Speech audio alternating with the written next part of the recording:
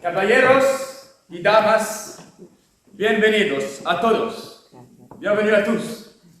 Ce soir, vous allez pouvoir vous régaler. Vous allez pouvoir admirer vos enfants, les amis de vos enfants pour certains, et vos amis à vous-même pour ceux qui sont venus voir leurs amis. Et on les en remercie. C'est la traduction, je suis espagnol. Vous allez pouvoir observer une adaptation du célèbre roman de Miguel de Cervantes, Don Quichotte de la Mancha. Ce fameux gentilhomme de l'époque de la Renaissance qui a beaucoup lu. Parce que sa maman lui a dit que lire c'était bien. Et il a pris ce conseil un peu trop au sérieux jusqu'à en devenir fou. Il va vivre, de par conséquence de sa lecture, beaucoup d'aventures. Et peut-être vous vous retrouverez un petit peu dans son personnage et dans ceux qu'il croisera tout au long de cette histoire. Nous vous demandons de bien mettre en mode ne pas déranger le superbe spectacle vos appareils téléphoniques. Vous pouvez le faire, hein. Statistiquement, ouais, il y a toujours 1%. 90% de chances qu'il y a au moins une sonnerie. Et on espère que Don Quichotte de la Mancha ne l'entendra pas parce que ça peut l'énerver. Vous pourrez aller jamais aux toilettes discrètement si jamais vous en aurez besoin. Et profitez. Que disfrutéis todos. Gracias.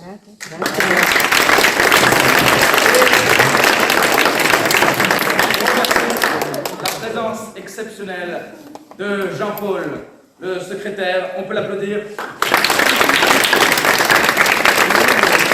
Également, el señor presidente de l'association Loisirs et Créativité, Yann Christian.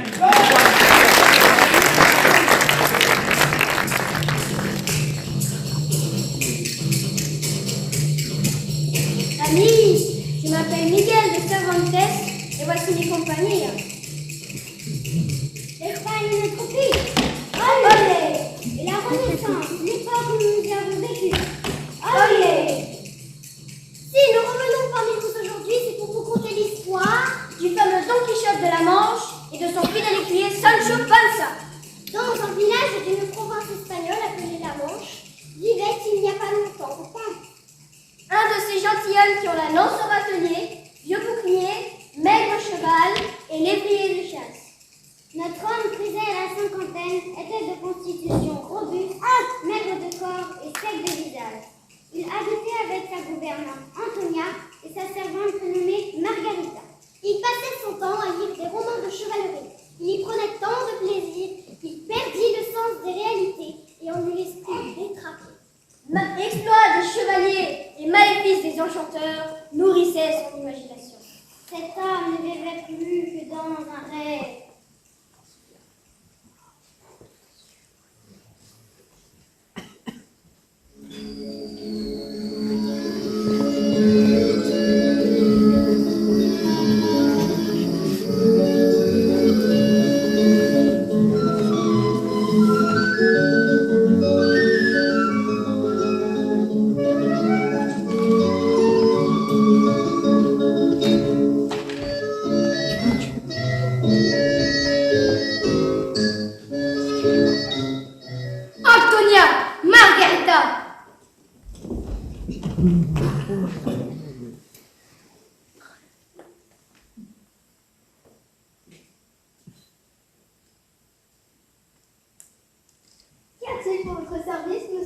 Buenos dias, Antonia, va au grenier chercher l'armure de notre Isaïeul.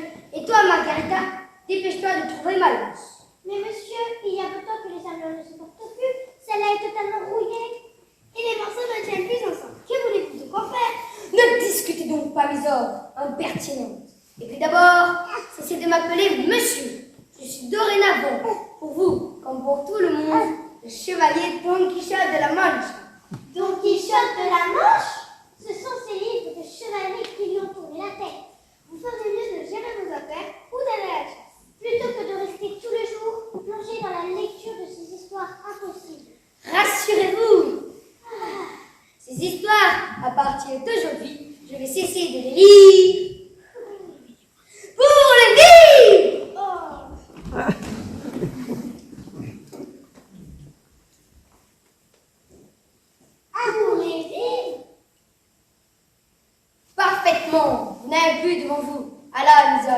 piano, mais Don Quichotte, chevalier errant. Chevalier errant?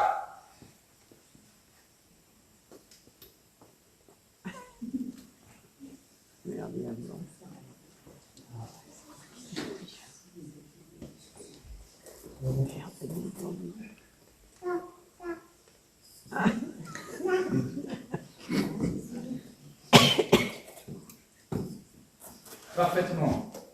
Parfaitement, j'irai de par le monde en compagnie de Rocinante.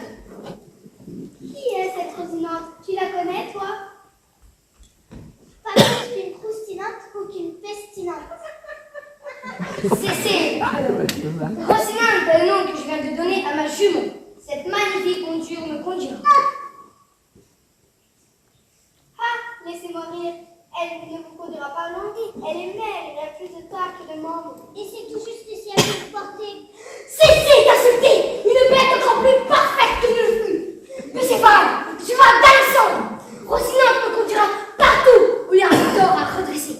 Partout où m'exposant aux rencontres et aux périls, je pourrais acquérir, en le surmontant, une éternelle renommée pour l'éclat de ma gloire, le service de mon pays, et avant tout, pour faire don de mes victoires à la dame suzeraine de mes pensées, Dulcinée du Toboso. Dulcinée du Toboso? Vous rêvez? Toboso est notre village voisin. Il y vit 15 familles et je n'y connais aucune Dulcinée. Ah, oui, vous rêvez. D'ailleurs, un chevalier de voyage seul et seul. Dites un peu quels sont les rêves. Apprenez, Todos dos, puisque vous l'ignorez, que les chevaliers errants partent sans suite. Ils n'ont droit qu'à un seul puits pour leur faire conversation, leur tenir compagnie, éventuellement raconter leurs exploits si malades des armes ne leur permettent pas de le faire eux-mêmes. Et qui est ce poil épais qui consentira à vous suivre? Sancho Panza! Sancho Panza comme écuyer? C'est un paysan, un gros paysan. Il ne se déplace qu'avec de blague. Qu'avez-vous pu lui promettre qu'il accepte de quitter sa famille et sa terre? Il sera gouverneur de l'île. Une île? Quelle île? Comment, quelle île? La première île que je vais conquérir, bien sûr. Une sorcière! Antonia! Va chercher l'armure! Et toi, Margarita, dépêche-toi de trouver ma lance! Ma parole, c'est livre le rendu fou, mais vraiment fou, vraiment fou, vraiment fou, putain!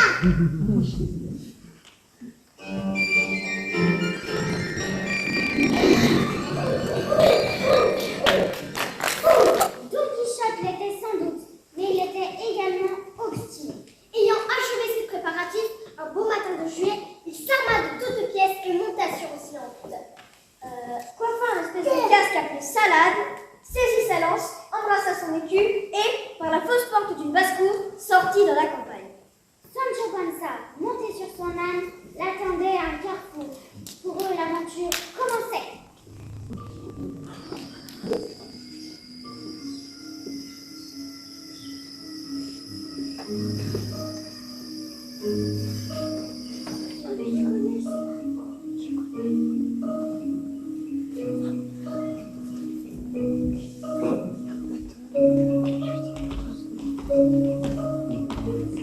Votre grâce reste en attention, Seigneur Chevalier, de ne pas oublier ce qu'on m'a promis au sujet de l'île, car si quand qu'elle soit, nous saurons bien la gouverner.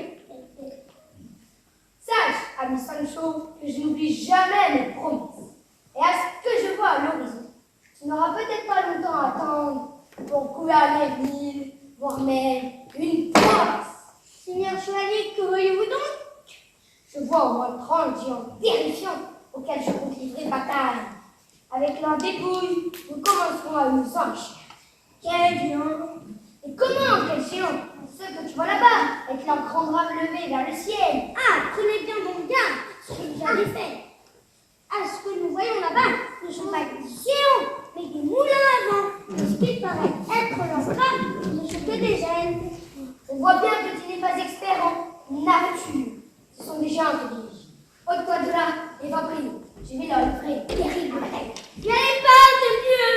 N'y allez pas. Ne fuyez pas, lâche ces viles créatures. C'est un seul chevalier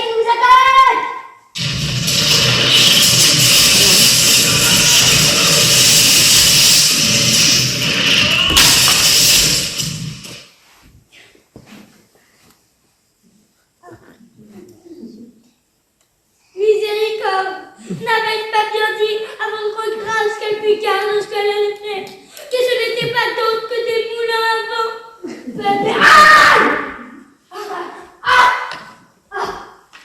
Nous sommes sur...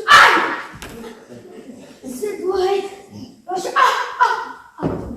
Triston, qui a changé ses géants en... avant pour m'enlever la gloire de les vaincre. Votre grâce n'est pas-elle éprouvée par le fait de cette chute? Vrai. Nous sommes chauds. Mais si je ne me plains pas de la douleur, mon Dieu, c'est qu'il est interdit aux chevaliers héros de se plaindre d'aucune blessure, quand bien même les entrailles leur ressortiraient de la plaie. Écoutez, vous entendez ce vent? On dirait qu'il apporte une chanson. C'est un message de l'enchanteur. Moi, je crois que c'est simplement la chanson de Moulin. Nous ne sommes que des moulins à vent et non point des géants. Nous tournons pour moudre la famine, car nous sommes des machines et c'est bien suffisant.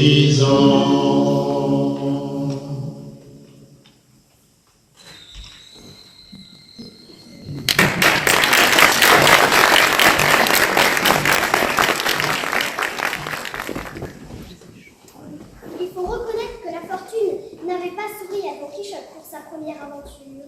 Sancho Panza s'en était rendu si bien compte qu'il décida de le surnommer le chevalier de la triste figure.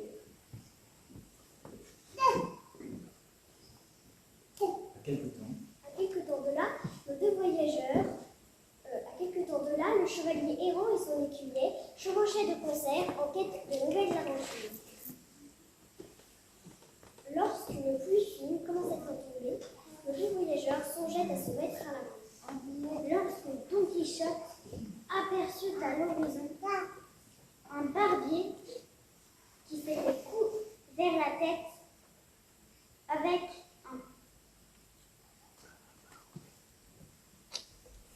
son plat à barbe. C'était en réalité un barbier qui, se rendant au village voisin, s'était couvert la tête avec son plat à barbe.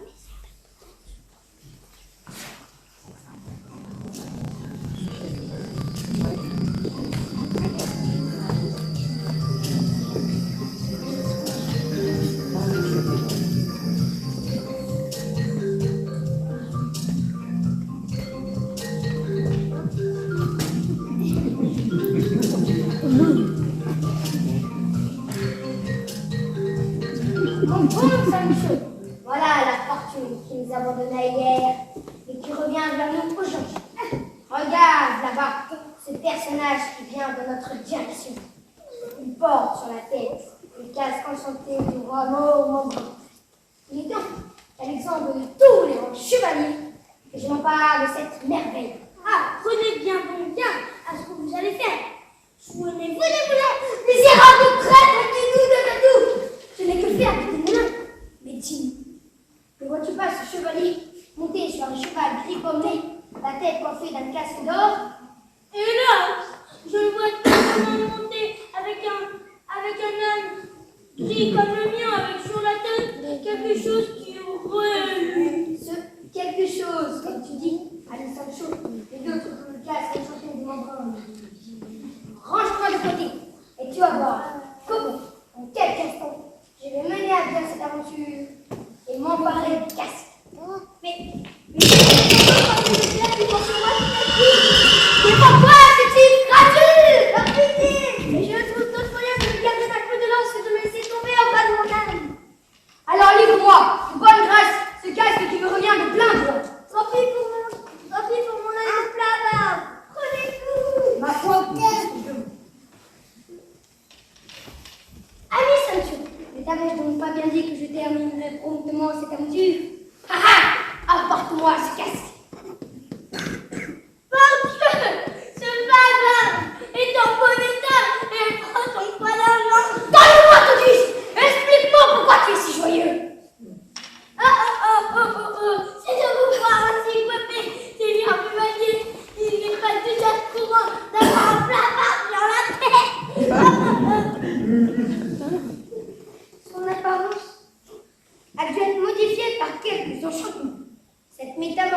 m'importe peu. Je le ferai remettre en état par le forgeron du premier village que nous traversons.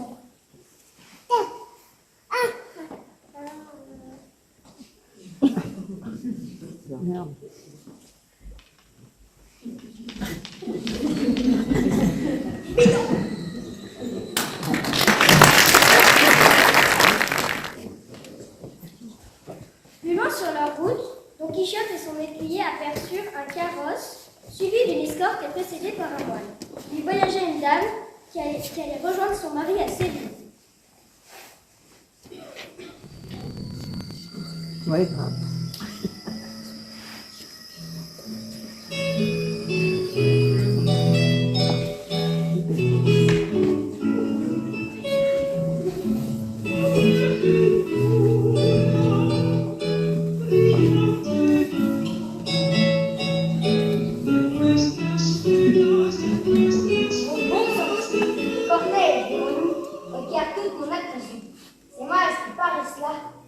Doivent être des enchanteurs. Ils emmènent dans ce carrosse quelques princesses qu'ils ont enlevées. Moi, je crois simplement que c'est un moine et des gens qui voyagent. Comme tu es naïf, Sancho, laisse-moi faire. Jean diabolique, libérez immédiatement la princesse que vous emmenez du fort dans ce carrosse.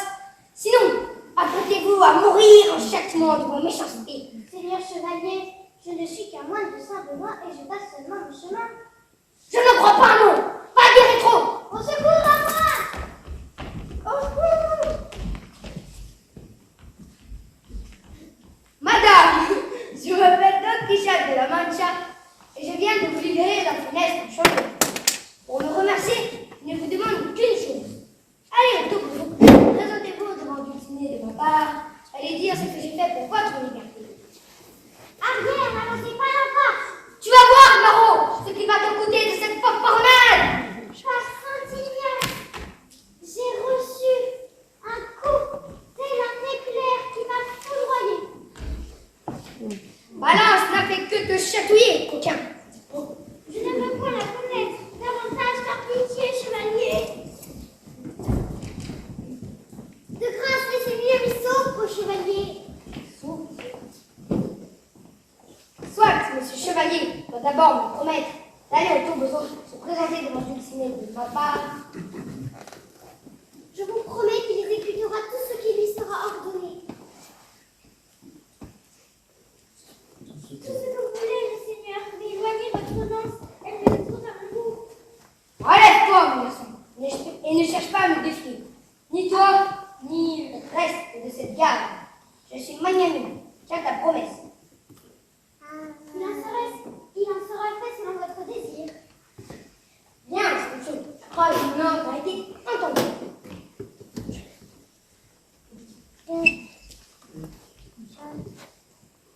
Les routes ne sont vraiment pas sûres pour Séville. Nul ne sait d'une mauvaise rencontre. Dépêchons-nous, le mari nous attend. Décidément, madame, il a fait sonner 1000 cloches sur mon place. Maintenant que le danger est passé, nous voilà pour vous servir, madame. J'aurais beaucoup de choses à raconter à mon mari sur la bravoure de mes écuyers.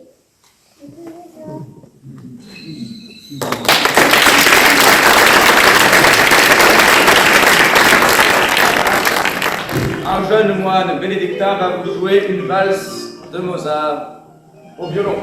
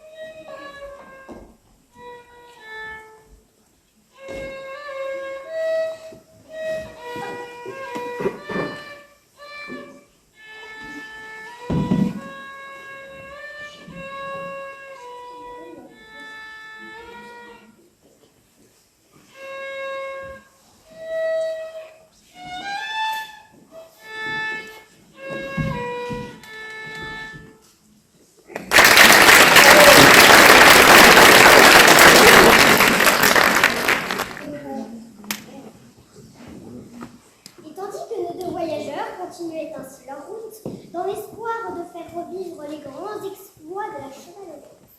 Des personnes qui faisaient beaucoup de soucis pour eux et cherchaient le moyen de les faire renoncer à leurs aventures.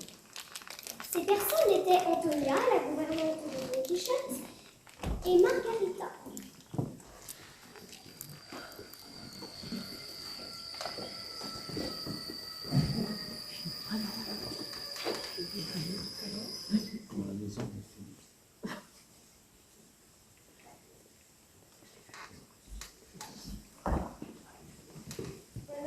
Antonia et Margarita. Le seigneur Pujado est-il là? Veuillez lui annoncer la visite de son ami, le bachelier Besançon Carrasco. Hélas, monsieur, vous êtes venu pour rien. Il est sans doute à la chasse. Je reviendrai la semaine prochaine. Hélas, monsieur, ça sera la même chose la semaine prochaine. Quoi? Refuse-t-il de me recevoir? Quelqu'un lui aurait porté quelque tort par inadvertance?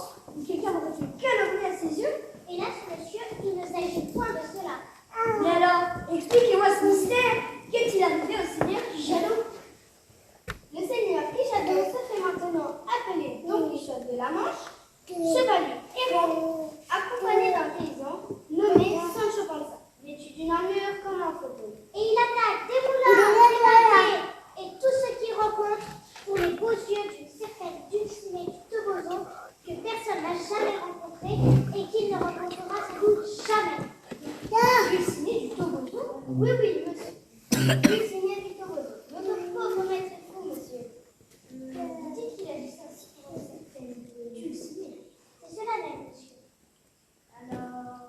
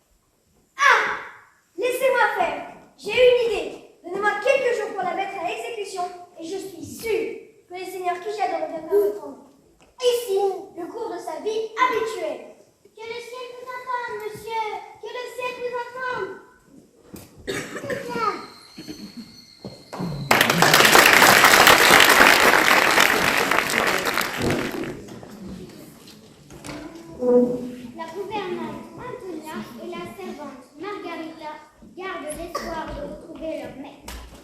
Samson Carrasco prépare la machination qui ramènera Don Quichotte à la raison.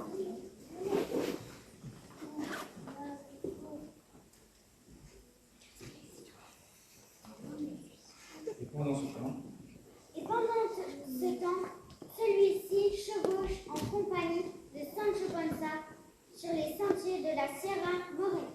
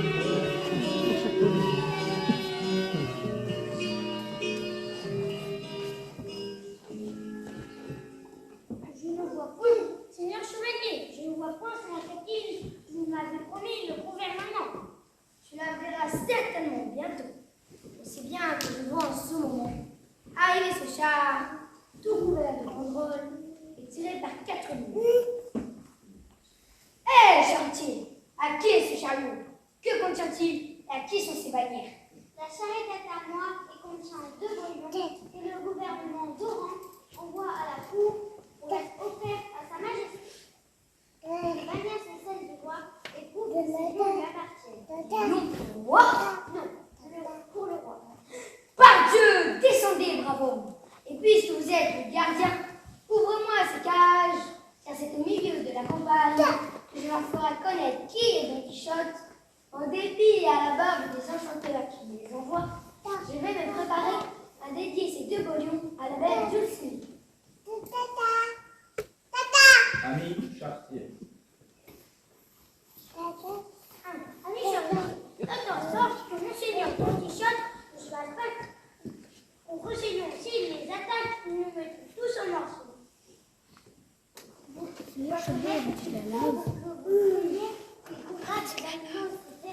Il n'est pas fou, mais audacieux.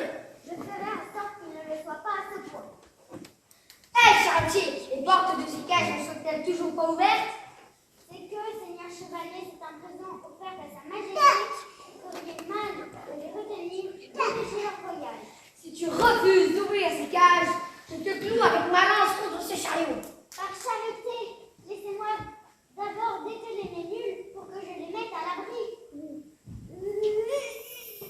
Voilà qui est fait. Maintenant, je vous prends tous à témoin que c'est contre ma volonté et par violence que j'ouvre ces cages. Attention!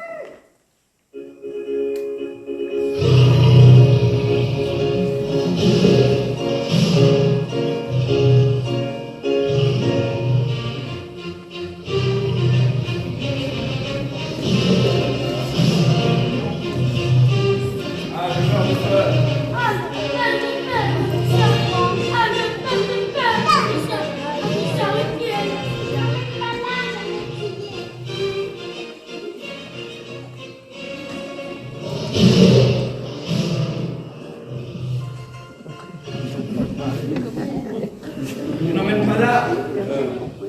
Mettons-nous en lieu sûr. Mettez-nous en lieu sûr et surveillons le combat de plus loin. La terre, ma chère, je t'enferme avec le bas de l'écaille maintenant bien ouvert. Quoi donc? Je suis petit. L'un des groupes ne semble pas courir sur le véhicule. Quant à l'autre, il se roule dans sa cage. Nous allons tous à la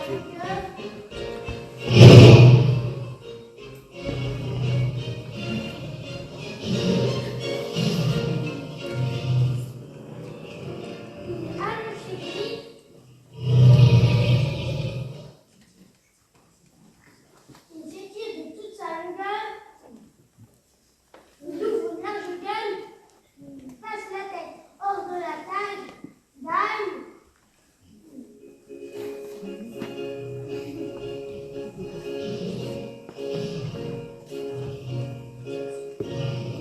Montre derrière un Don Quichotte,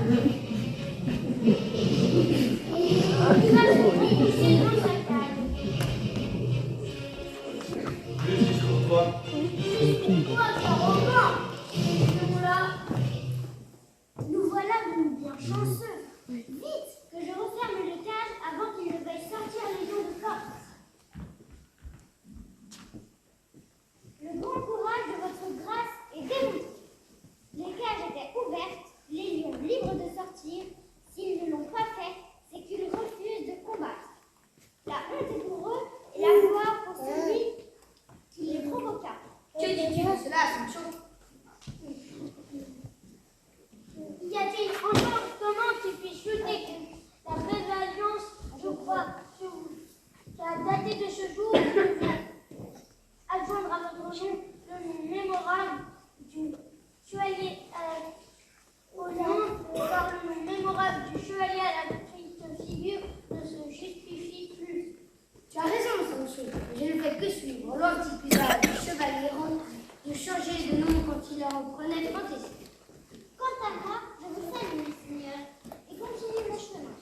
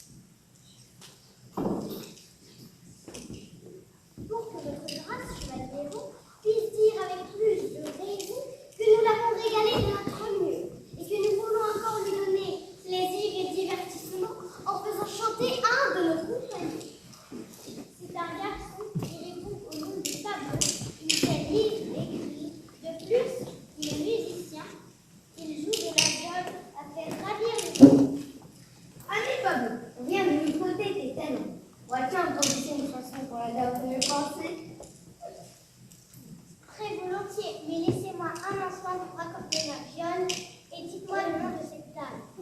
La dame s'appelle Dulcinée du Toboso. Alors écoutez les pensées de Dulcinée.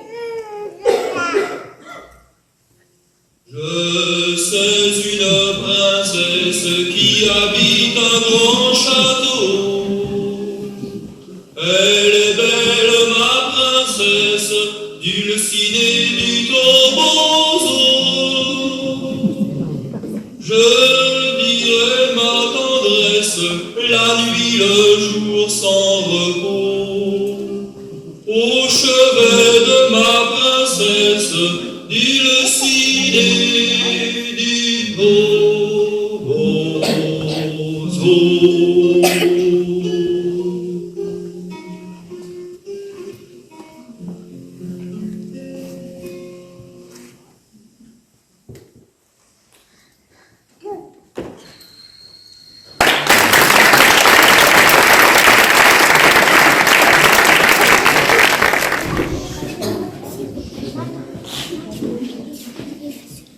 Au cours des semaines qui suivirent, les aventures de Don Quichotte ne se continuent. Il y eut celle des archers de la Sainte-Hermine, celle de la bergère Marcel, celle du Biscaya. Il y eut l'étrange histoire de la fameuse infantrie Mito, celle de la caverne Montesino. Il y eut également l'entrée sensationnelle que firent Don Quichotte et Sancho dans la grande ville de Barcelone.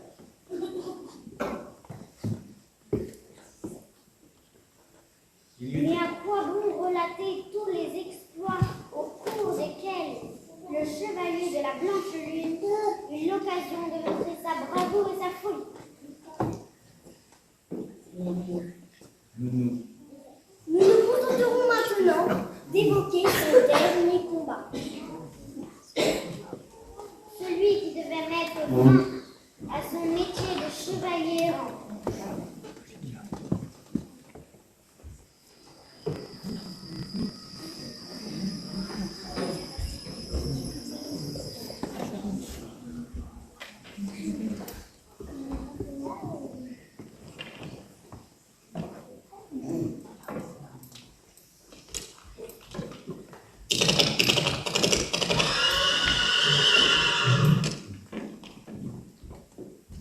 Chevauchons, mon bon Sancho, le long de cette belle plage de la Méditerranée. Que voyons-nous à l'horizon? Un chevalier dont la cuirasse étincelle au soleil. Regardez, sur son bouclier étincelante, l'une blanche, et il se rapproche vivement. Illustre et valeureux chevalier Don Quichotte de la Manche. Je suis le chevalier de la Blanche Lune, dont tu connais certainement les prouesses. Vos exploits, amis chevaliers de la Blanche Lune, ne sont point parvenus jusqu'à nous. Voilà un chevalier bien ému, semble-t-il. Je viens de mesurer avec toi pour t'obliger à reconnaître que madame, dont le nom importe peu, est infiniment plus belle que ta Dulcinée du Toboso. Mais de votre côté, je pense que vous ne connaissez pas Dulcinée. Si vous l'aviez vue, vous reconnaîtriez que sa beauté demeure incomparable. Je ne l'ai point vu non plus, ma foi. Si tu désires, si tu t'inclines devant ma vérité, tu éviteras la mort, pour la peine que je prendrai à te la donner. Si tu désires que nous mesurions nos forces et que je t'épargne la mort, je te demanderai seulement, après avoir déposé tes armes, de te retirer dans ton village et d'y rester une année entière sans remettre l'épée à la main. Décide-toi sur le champ, car je désire aujourd'hui même en finir avec cette affaire. J'accepte vos conditions, et j'accepte pour ne point remettre le jour que vous m'avez fixé pour ma fille. Allez, allez, prenez du champ, et que le meilleur gagne. Et moi, je n'ai plus.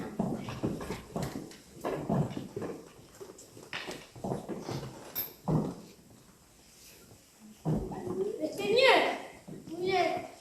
vous êtes suffisamment éloignés l'un de l'autre. Fort bien, ils m'ont pas reconnu. Moi, dans Samson Carrasco, si je veux tenir la promesse faite à la gouvernante Antonia, il faut absolument que je gagne cette joute. Fasse le ciel que je sois plus fort, plus habile que lui dans cette joute,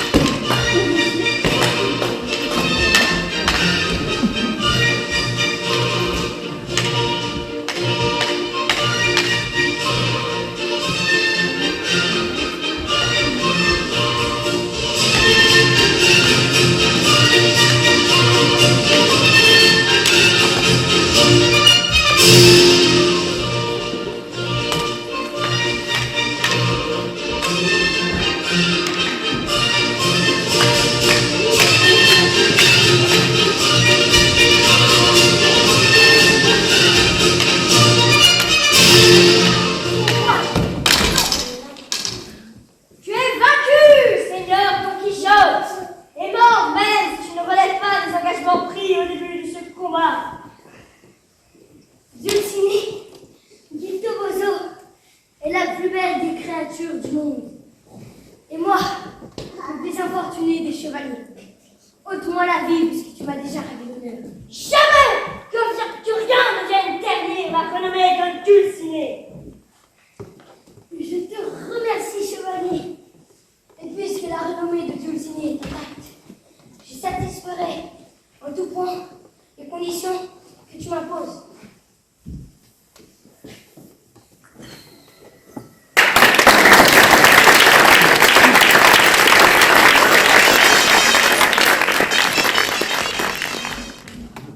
Et c'est ainsi que Don Quichotte rentra chez lui, fidèlement suivi par son écuyer Sancho.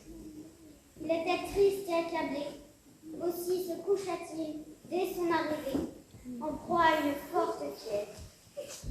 Il resta plus de 2 semaines à délirer, lorsqu'un matin,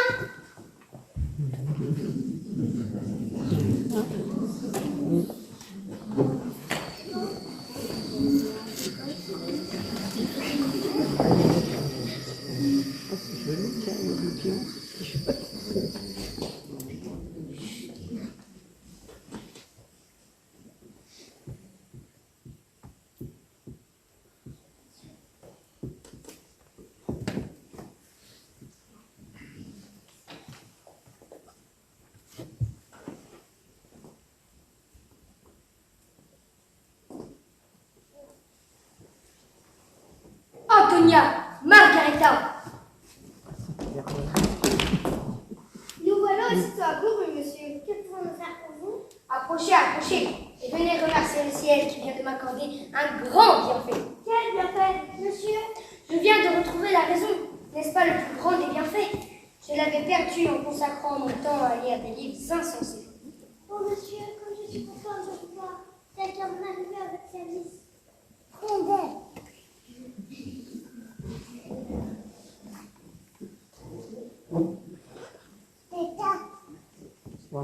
Vous me voyez étonné et ravi, grâce à Dieu aussi. Mais maintenant que je l'ai retrouvé, je veux réparer le mal que j'ai fait. Margarita, va me chercher mon fidèle Sancho. Il est justement là, monsieur. C'est bien Don Quichotte?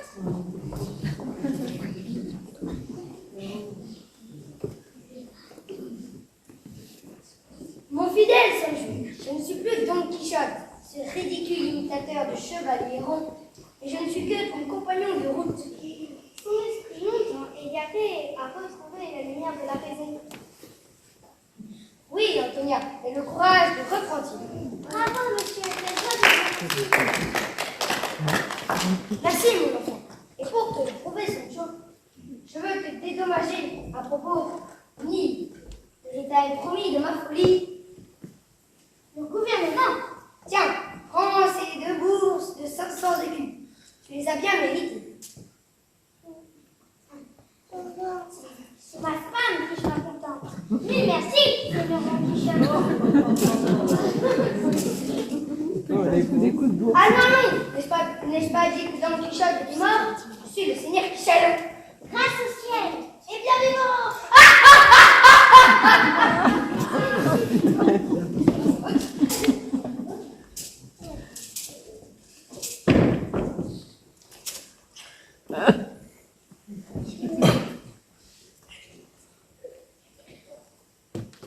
Et pour fêter dignement son retour à la raison et à la maison,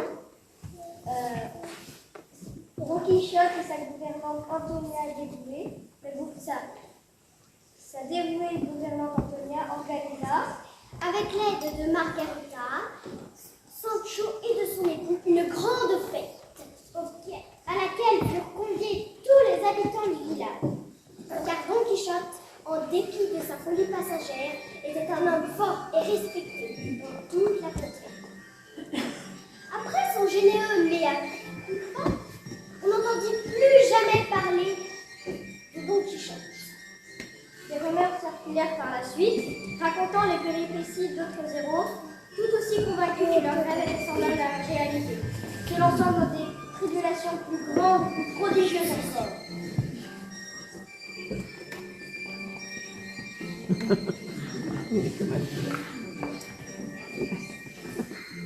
dont les conséquences